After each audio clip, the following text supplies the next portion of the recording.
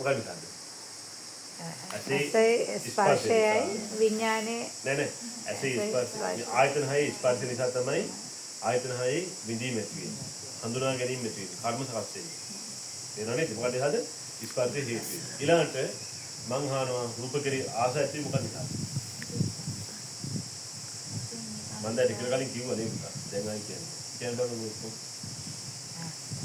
අපිට ආසාව ඇති වෙන මොනවාද? රූප, ශබ්ද, ගන්ධ, රස, පහස, මුස්ති මොකක්ද?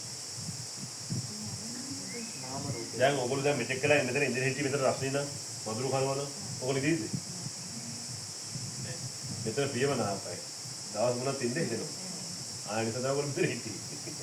ඇයි කයට දැනෙන ෆීලින් එක වෙනස් වෙනවා. එහෙනම් මොකද්ද?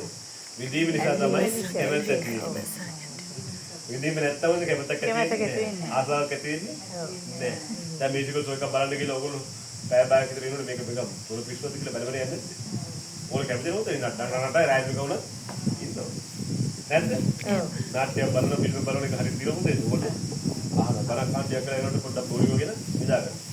නැත්තම් නැගිටලා ඕල් පරිගිනිය හැපි වෙවිලා ආලිදී වටනගම දැනෙන්නේ නිසා.